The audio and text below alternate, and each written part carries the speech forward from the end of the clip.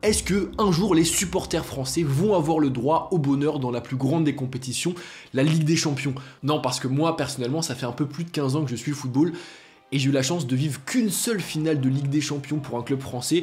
Monaco, j'étais trop jeune donc je m'en rappelle pas. Et on va pas se mentir, en plus de 15 ans de football, ça fait vraiment pas beaucoup.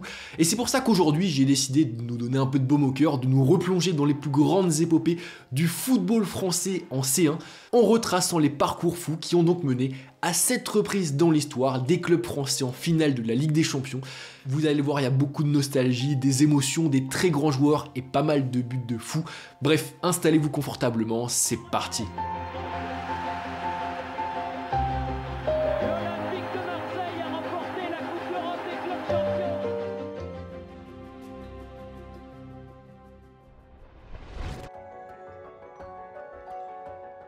Au début des années 50, une équipe règne sur la France du football, le Stade de Reims. Champions en 49, 53 et 55, les hommes de Batteux trustent pendant 11 saisons consécutives les 4 premières places de Division 1. Et c'est donc logiquement qu'en 1955, l'équipe champenoise, au magnifique jeu à la rémoise, est invitée par la toute jeune UEFA pour participer à la première édition de la C1. Et en plus de Reims, 15 autres grandes équipes européennes sont conviées au nouveau grand raout du football européen, avec une règle simple, un seul club par pays. L'AC Milan pour l'Italie, Anderlecht pour la Belgique, le Real Madrid pour l'Espagne, bref, ça s'annonce grandiose. Après, attention, si à ce moment-là la compétition s'appelle la Coupe des clubs champions européens, assez bizarrement, on n'y retrouve pas que des équipes couronnées dans leurs championnats respectifs. Et d'ailleurs, après avoir sorti au premier tour les champions du Danemark, l'AGF Aarhus 4-2 sur l'ensemble des 2 matchs, les coéquipiers du légendaire Raymond Kopa affrontent en quart une équipe qui a fini 2e du championnat hongrois, le Budapest Voros Lobogo. 4-2 à l'aller devant un Parc des Princes en effervescence, 4 partout au retour après avoir mené 4-1 jusqu'à la 52e minute de jeu. Reims valide sans trembler son ticket pour le dernier carré de la compétition, puis pour la finale, après avoir roulé en demi sur le 5e du championnat d'Écosse, l'Hibernian FC. Et coup de bol pour Reims, la finale a lieu dans le stade qui accueille les rencontres de l'équipe depuis les quarts de finale, le Parc des Princes qui a été choisi par l'UEFA pour remercier la France de son implication et de son aide lors de la création de la compétition. Bon, cette fois le Stade de Reims affronte quand même un grand d'Europe puisque c'est le Real Madrid qui se dresse face à elle. Et sur le terrain, les légendes se bousculent sur la feuille de match puisqu'on retrouve d'un côté Raymond Kopa, Hidalgo ou encore Jonquet, tandis que de l'autre, Di Stefano et Rento jouent sous la tunique madrilène. Mais bon, pour Reims, la finale commence quand même extrêmement bien puisque fort de leur football champagne, les champions de France en titre claquent 2 buts dans les 10 premières minutes de jeu. Sauf que malheureusement, ça ne va pas durer puisque Reims est rejoint à 2 partout à la mi-temps et malgré un 3e but à l'heure de jeu d'Hidalgo, l'équipe s'incline finalement 4 buts à 3 et s'inscrit alors dans les livres d'histoire comme le premier club à perdre une finale de C1.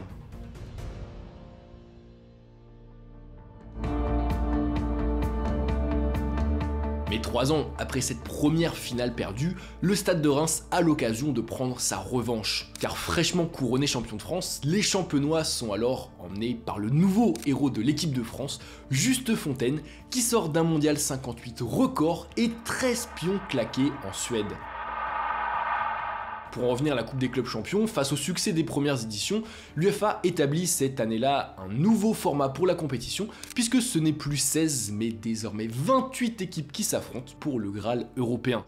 Mais pour Reims, toujours entraîné par Albert Batteux, on va pas se mentir, ce tour en plus c'est qu'une formalité puisque la machine rouge et blanche détruit les Nord-Irlandais de Hard FC 10-3, puis terrasse en 8ème la HPS Helsinki avec un violent 7-0 infligé sur l'ensemble des 2 rencontres. En revanche, en quart face au Standard de Liège, la troupe de Juste Fontaine a un peu plus de difficultés et doit vraiment s'employer pour se qualifier. D'ailleurs, l'équipe rémoise est même battue 2-0 à l'aller en Belgique avant de renverser finalement la rencontre au retour avec un 3-0 net et sans bavure, grâce évidemment à un doublé de Justo.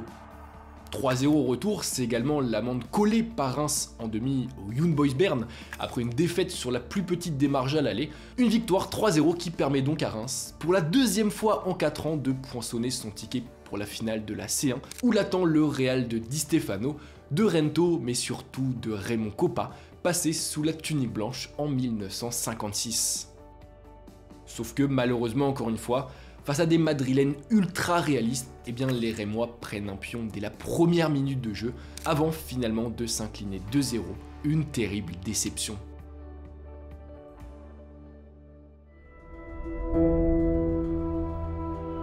17 ans après avoir eu 2 finales lors des 5 premières éditions de la Ligue des Champions, le football français doit ensuite attendre 17 longues années afin de pouvoir enfin revoir l'un des siens en finale, une véritable traversée du désert. Mais croyez-moi, ça valait le coup d'attendre, parce qu'en 1976, Saint-Étienne c'est vraiment quelque chose. 8 fois champion de France sur les 12 derniers championnats, Saint-Étienne est alors un club incroyable, un club en avance sur son temps, grâce notamment à son président visionnaire, Roger Rochet.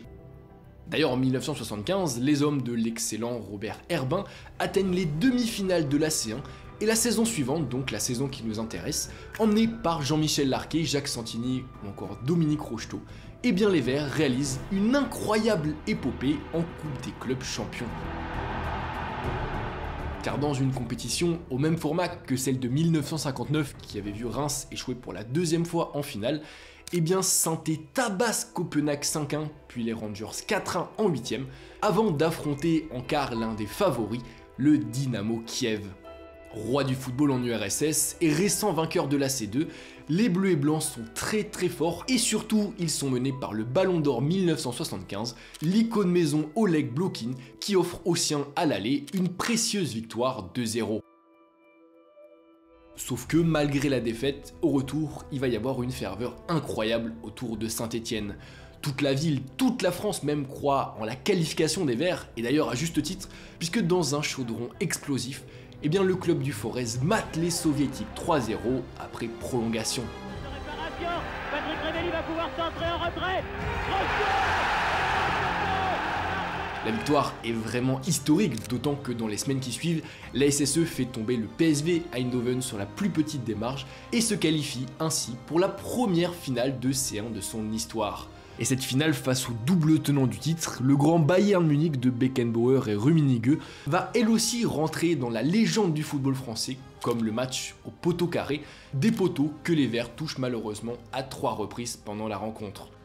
Si bien que malgré une grosse domination, les Forésiens s'inclinent finalement 1-0, le football français ne soulèvera donc pas son premier trophée européen, mais qu'importe, à leur retour, les Verts sont reçus par le président et surtout par des dizaines de milliers de supporters venus célébrer leur héros et leur magnifique histoire.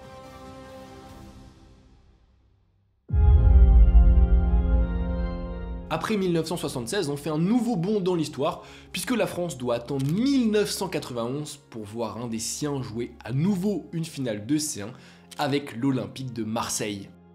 Racheté 5 ans plus tôt par le génial entrepreneur Bernard Tapie, les Olympiens roulent alors sur le championnat de France, et après une défaite traumatisante un an plus tôt en demi-finale de la LDC face au Benfica, et bien cette année, Bernard Tapie le sent, il le sait, c'est la bonne pour Marseille sur la scène européenne. D'ailleurs, à l'été, en plus de faire venir Basile Boli et Bernard Casoni notamment, eh bien le président marseillais frappe un très gros coup sur le mercato avec l'arrivée sous le maillot olympien de Dragan Stojkovic qui devient alors le 2e joueur le plus cher au monde. Stojkovic, Cantona, Waddle, Papin, Pelé, bref, Marseille alors une équipe monstrueuse. Et si en coulisses les choses sont compliquées puisque le coach Gérard Gilly quitte le navire fin septembre, eh bien l'OM, désormais mené par l'expérimenté Franz Beckenbauer, va briller sur la scène continentale. 5-1 au premier tour face aux Albanais du Dynamo Tirana, 8-4 en 8e contre Poznan, bref, Marseille rejoint sans trembler l'écart, mais ça n'empêche pas Bernard Tapie de licencier son coach allemand en raison des difficultés des siens en championnat. Et après le départ de Beckenbauer, place désormais à la rigueur défensive avec l'arrivée sur le banc de Raymond Goethals qui va réaliser un exploit fou, celui de battre en quart de finale de la C1 le double champion d'Europe en titre, l'AC Milan du maître tacticien Arrigo Sacchi. Car en effet, étouffé par un pressing à toute épreuve mis en place par les Olympiens, eh bien Baresi, Maldini, Rijkaard et autres Gullit sont tenus en échec 1-1 à San Siro avant d'être battus 1-0 au retour au cours d'un match ubuesque que les Rossoneri quittent avant même le coup de sifflet final. Et après avoir battu le grand favori de la compétition, l'OM est en pleine confiance et ne fait qu'une bouchée du tombeur du Real Madrid, le Spartak Moscou 5-2 en demi, et se qualifie donc pour sa première finale européenne où l'ancienne équipe de Stojkovic, l'étoile rouge de Belgrade, l'attend. C'est la 100e Coupe d'Europe et jamais aucun club français n'a ramené cette coupe, l'une de ces 3 coupes. Alors peut-être que les 11 joueurs qui sont là vont entrer dans l'histoire, peut-être qu'ils vont enfin ramener une Coupe d'Europe en France. Sauf que malheureusement en finale, même si l'OM est favori, eh bien rien ne se passe comme prévu. Car sans Stojkovic, Cantona et Tigana laissés sur le banc, eh bien les Olympiens se cassent les dents pendant 120 minutes sur le bloc yougoslave, avant finalement de s'incliner au tir au but face à un adversaire clairement plus faible. Une terrible désillusion.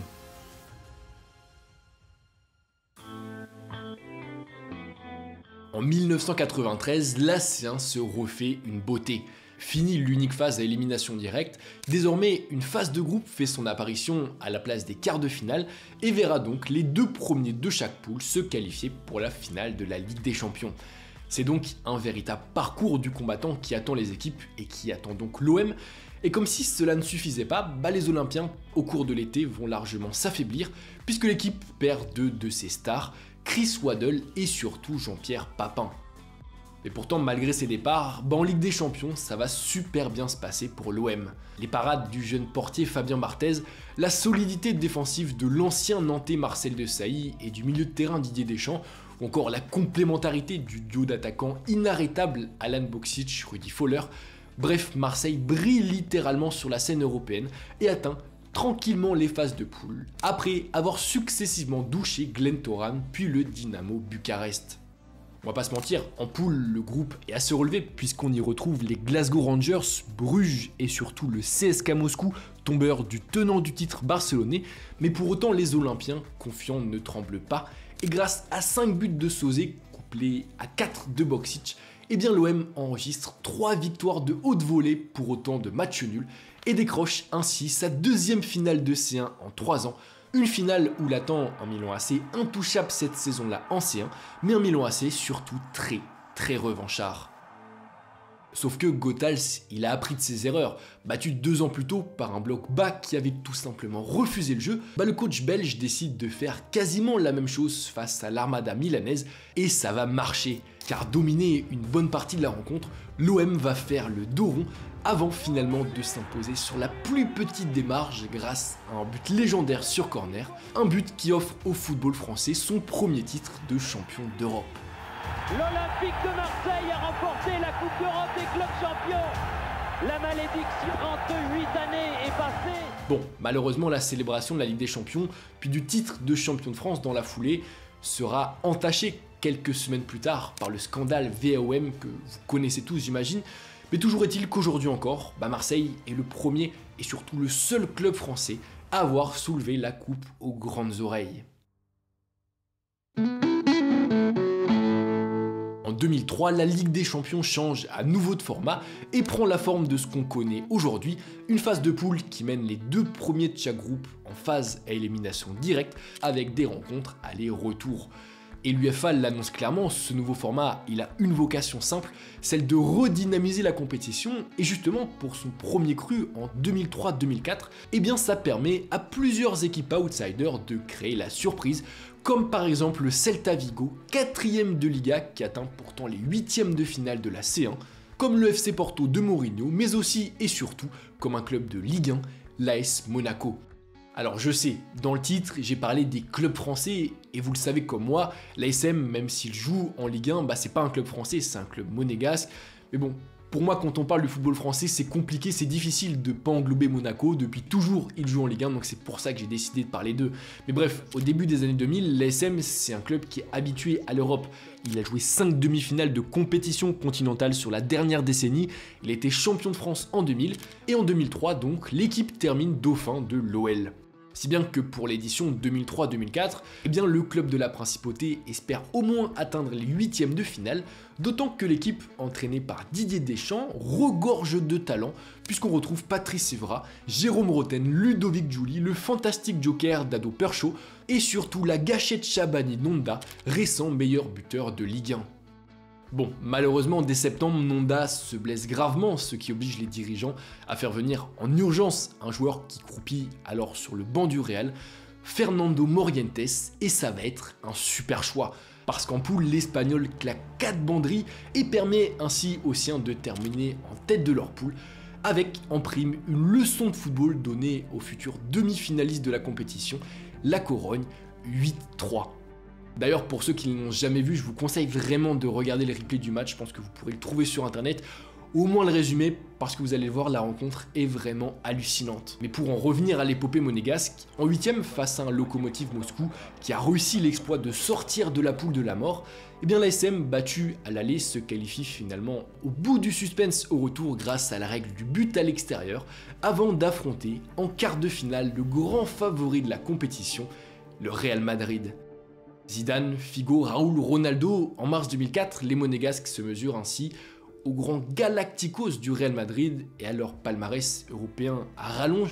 Et d'ailleurs le match aller est sans appel puisque l'ASM menait 4-1 à 10 minutes du terme et finalement scalpé 4-2 par le Real, ce qui laisse, on va pas se mentir, assez peu d'espoir de qualification, d'autant plus qu'au retour, eh bien c'est Raúl et le Real Madrid qui ouvrent le score à la 36e minute de jeu.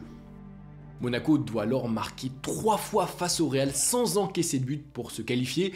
Ça paraît complètement impossible, on va pas se mentir, franchement il y a très peu de chances que ça arrive, mais pourtant...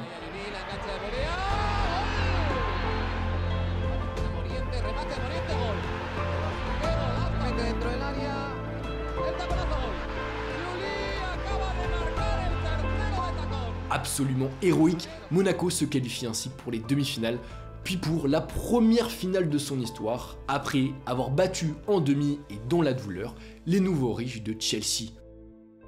Sauf que malheureusement, la suite, je pense que vous la connaissez, opposée à une autre grosse surprise, le FC Porto de Mourinho, eh bien le club de la Principauté, privé de son capitaine Giuly sorti sur blessure en début de match, est tout simplement surclassé et s'incline lourdement 3-0.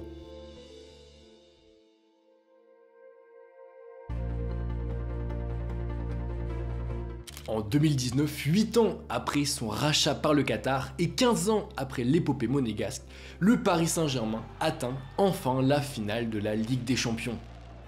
Avant cela, on va pas se mentir, le PSG était passé par beaucoup de désillusions, mais cette saison-là, pour Paris, ça a été différent. En Ligue 1, les hommes de Thomas Tuchel sont alors tout simplement intouchables et surtout, ils sont prêts à s'imposer en Europe. D'ailleurs, dès le premier match de poule, ils sont mis sur orbite par Di Maria et terrassent le Real 3-0 au parc avant de terminer la phase de groupe premier et surtout invaincu. Et en 8e, contrairement à leurs habitudes depuis l'arrivée des Qataris et malgré aussi un Haaland excellent au match aller, eh bien les Parisiens réalisent pour une fois un match retour parfait malgré le contexte sanitaire pour décrocher une place pour les quarts de finale, d'écart qu'ils n'avaient plus connu depuis 4 longues années et ça ne va pas s'arrêter là. Bon, à cause du Covid, le format de la suite de la compétition a été bousculé puisqu'un Final Four inédit est organisé à Lisbonne où les quarts et les demi se joueront finalement sur un match sec.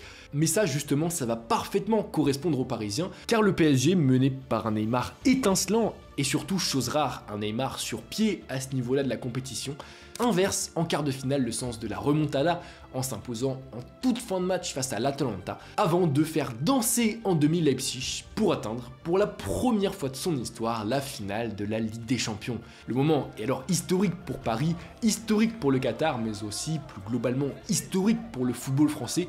Perso, comme je le disais en intro, moi c'est la première finale de Ligue des Champions d'un club français dont je me rappelle.